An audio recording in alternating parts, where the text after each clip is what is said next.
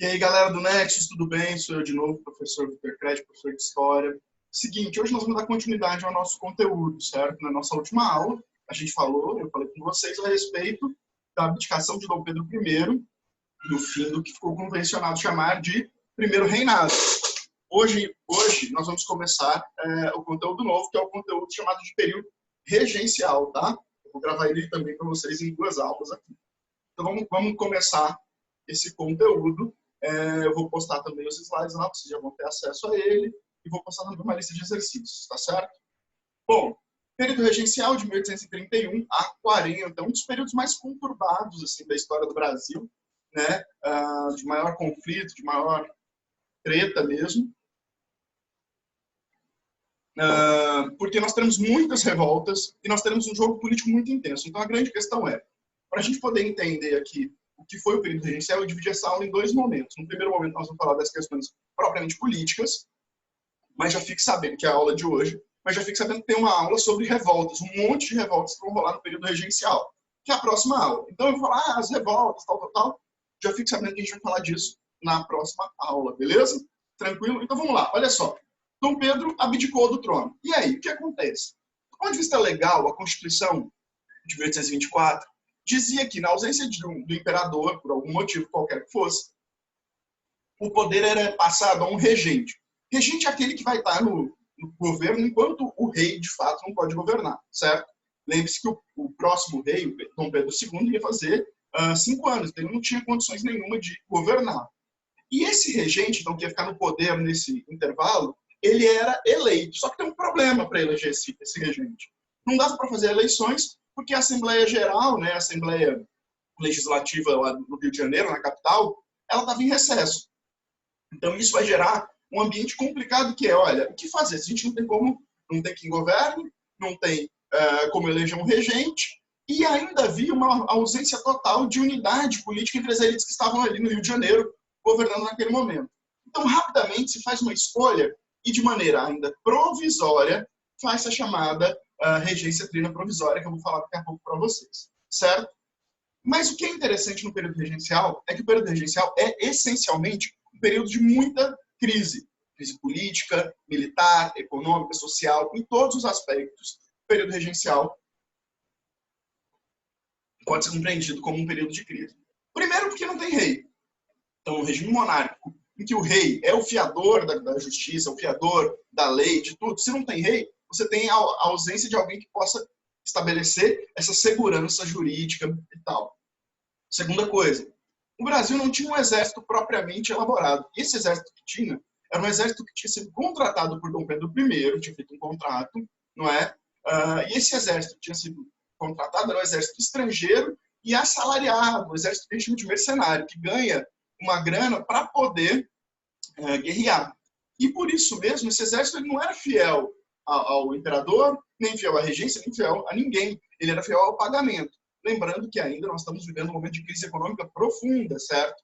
Então, esse exército ele também causava um grande estranhamento, um grande medo nessa elite que subiu ao poder, que tinha que pagar, era caríssimo para pagar esses exércitos, e mesmo assim, esse exército ainda não era eficaz, de fato. Além disso, cara, em 1831, a Constituição não tinha nem 10 anos, né? De 1824, 31 ela tinha 7 anos, né?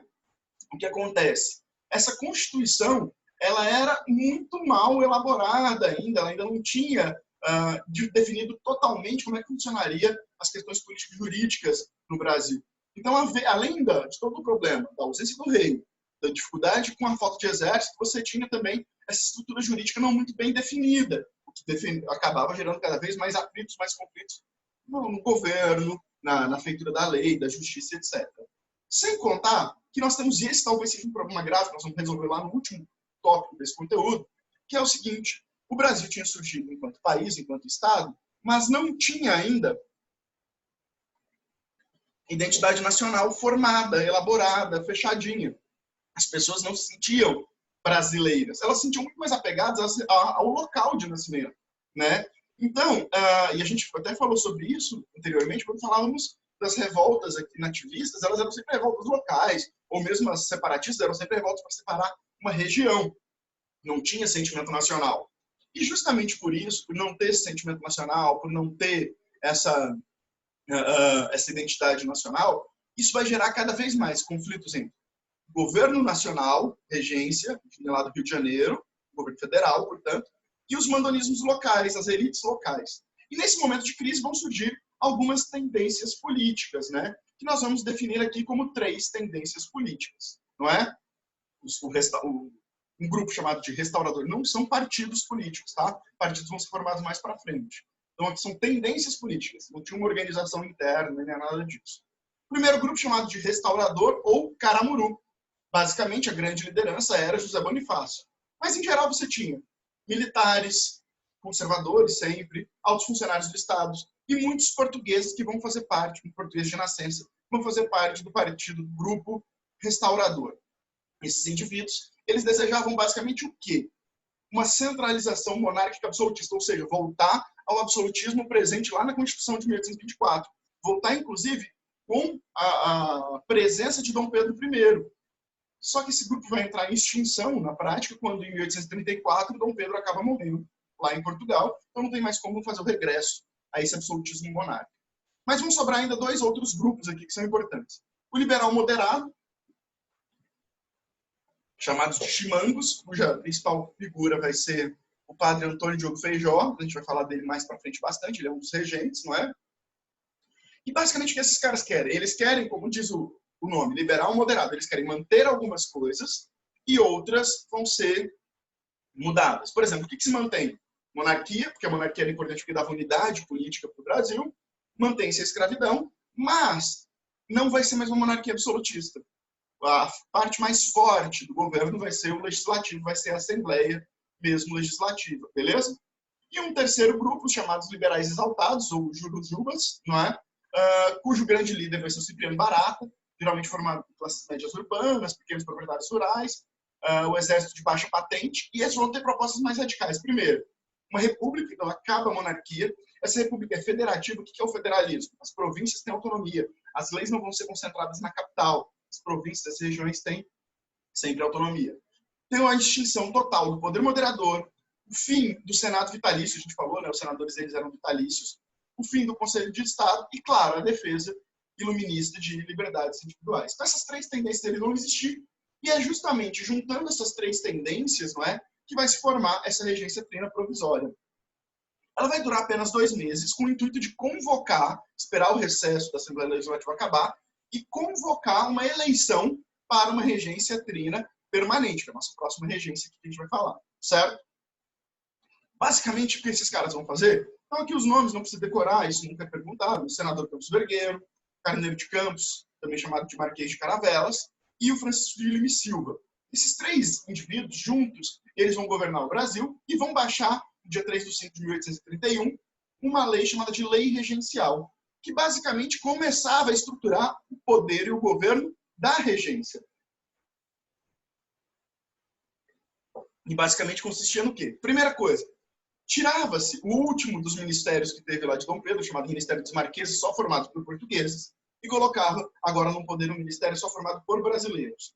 Libertava, ou seja, perdoava o crime de todos os presos políticos brasileiros, suspendia o poder moderador, que era um poder de uso exclusivo do imperador, como estava lá na Constituição, então não pode mais existir enquanto não tiver imperador, e organizava as eleições para uma regência trina permanente.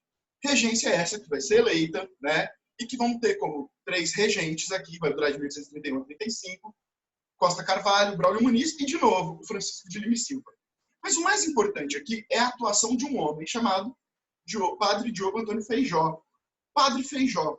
Ele era um padre secular, não era um padre ordenado pela igreja. Um homem que tinha vindo do nada, para você ter ideia, ele tinha sido deixado para ser criado na chamada Roda dos Enjeitados, que era onde deixava as crianças, lá em São Paulo. E é um homem que conseguiu, através de muito estudo e tudo mais, dedicação, ascender na carreira política e vai cada vez mais vai ser um deputado, inclusive, da Assembleia Legislativa e tal, e vai ser também, depois, convocado para ser ministro da Justiça. E ele vai fazer 3 grandes transformações aqui que nos interessam, tá? Então, a partir de agora, eu quero pensar com vocês a atuação do ministro da Justiça, Diogo Feijó, Padre Antônio Diogo Feijó. Diogo Antônio Feijó. Perdão? Vamos lá. A primeira delas, a criação da Guarda Nacional. Lembra que eu disse para vocês que o exército era um exército mercenário, portanto não era fiel a ninguém. Com medo desse exército, o padre Feijó vai criar a Guarda Nacional, que é o quê? Um corpo de cidadãos, tem que ser cidadão ativo, ou seja, com renda acima de 100 mil réis anuais, né? Esses caras vão pegar em armas e vão ter o direito de defender suas regiões, certinho? A ideia, basicamente, era resistir às revoltas, vão começar a surgir um monte de revoltas, então esses caras vão resistir contra as revoltas, vão manter a ordem local, mas também vão fazer frente ao exército, caso seja necessário, beleza? O que é interessante é que é justamente aqui na Guarda Nacional que vai surgir uma das características mais importantes da história política do Brasil, que é o coronelismo. Por quê? Os homens mais ricos vão receber os cargos mais importantes, as patentes mais altas dentro da Guarda Nacional, geralmente de coronel. Então, esses caras, que eram muito ricos, os proprietários de terra, em geral, eles receberam esses cargos e, pela força da violência, impunham a sua vontade naquela região. Então, isso vai dar força aos chamados mandonismos locais. Ok? Beleza? Segundo ponto importante. Segundo ponto baixado aqui pelo Diogo Feijó. Pelo Padre Feijó. O Código de Processo Criminal, de 1832. Basicamente era o quê? Era um projeto. Lembra que o Feijó, ele era um liberal moderado, então ele queria fazer o quê? Uma descentralização do poder. Então ele vai garantir isso através do Código de Processo Criminal, entre outras coisas, não só isso, que basicamente é o quê? Descentralizar e municipalizar a justiça. A justiça não vai ser mais feita na corte, mas nas províncias e nos municípios, nas cidades. E para isso vai se criar a figura do juiz de paz, um indivíduo que tinha, desculpem, o direito de presidir os julgamentos, de fazer a justiça mesmo, de definir quem é ou não é passível de ser eleito, é o que a gente chama de qualificar eleitor, né? Quem pode ou não pode votar, quem pode ou não pode ser eleito. E também ele tinha o direito de convocar a Guarda Nacional. Além disso, esse Código de Processo Criminal, ele se baseava em princípios iluministas. Então ele vai criar a noção de um júri popular, a noção de habeas corpus, tudo isso para garantir uma justiça mais justa mesmo, por mais que pareça redundante, mas é isso mesmo, uma justiça mais igualitária. Mas o elemento mais importante aqui é justamente o ato adicional de 1834. Esse documento é fundamental, tanto é que nós vamos falar um pouco mais sobre ele, ele é o que mais nós vamos demorar aqui, certo? E basicamente, qual é a função dele? Primeiro, tentar conter as revoltas, né? É criar condições para que as revoltas fossem menos intensas. E aí, por isso, vai ter esse processo de federalização aqui. Dar mais autonomia para as províncias, porque acreditava-se que dando mais autonomia, esses caras se acalmariam. E também permitir que os grupos regionais participassem da vida política. E aí eles não se revoltassem tanto, sobretudo as elites, não se revoltassem tanto contra a regência. Primeira coisa que vai se fazer aqui, e talvez uma das mais importantes, é a criação dos Conselhos Gerais de Províncias, que era uma espécie de Assembleia Provincial, que ia criar leis para a província. Ou seja, o que nós temos como consequência fundamental? A criação de uma política cada vez mais descentralizada e a criação de um projeto federalista mesmo, de descentralização da política, beleza? Segundo, esse Conselho Geral das Províncias, ele podia arrecadar impostos, dando capacidade financeira para que as províncias pudessem pegar dinheiro e investir nelas próprias, certo? E, além disso, esses conselhos também tinham o poder de fazer justiça, porque eles indicavam os juízes, e também tinham o direito de indicar quem seriam os líderes das forças policiais. Ou seja, você federalizou e deu mais poder, mais autonomia para as províncias, certo? Suspende-se definitivamente o poder moderador até a chegada de um novo imperador, dá fim a um maior resquício que havia ainda da monarquia, que era o Conselho de Estado lá, né, aquele órgão formado pelos conselheiros vitalícios do rei. Esquece, ninguém mais é conselheiro, certo? E se estabelece as regras para as novas eleições para a regência. Primeiro, a próxima regência não vai ser trina, não são mais 3 regentes, é apenas um, então vão ser regências unas, são 2, a gente vai ver daqui a pouco. E esse voto para os regentes é sempre voto direto, não tem mais aquela conjunto de etapas, né, que os homens podem votar, votam no corpo eleitoral, que por sua vez votam nos deputados. Agora não, o indivíduo vota direto no regente. Esse voto ele é secreto e ainda continua sendo censitário, 100 mil réis anuais de renda mínima. E também o Rio de Janeiro deixa de ser a capital da província do Rio de Janeiro e vira um município neutro, a sede do governo federal e tal. Bom, sendo assim, chama-se as eleições para a regência una. Adivinha quem ganha a primeira regência? Obviamente, o padre Feijó, a figura que tinha se destacado mais naquele momento anterior. Então, o padre Feijó vai lá toma o poder, e aí o que ele faz? Coloca em prática as suas ideias, que é o quê? Vamos descentralizar a política, vamos fazer um federalismo mais radical, achando que as revoltas iam diminuir. O que acontece? As revoltas tendem a aumentar. Por incrível que pareça, as revoltas aumentam, não é? Isso dá espaço, inclusive, para que os conservadores que se opunham a ele possam ganhar voz, ganhar força, e aí ele acaba renunciando, tem uma nova eleição, e um conservador é eleito, Araújo Lima. É o que a gente chama de um regresso conservador. Voltam os conservadores no poder, volta o centralismo político, ou seja, centralizar tudo no Rio de Janeiro, volta, acaba-se, quer dizer, com toda a autonomia das províncias, e mais um problema, as revoltas não conseguem sanar, beleza? As revoltas não acabam chegando ao fim. Nesse contexto todo, dois partidos políticos vão se formar claramente, dois grupos políticos vão se formar claramente.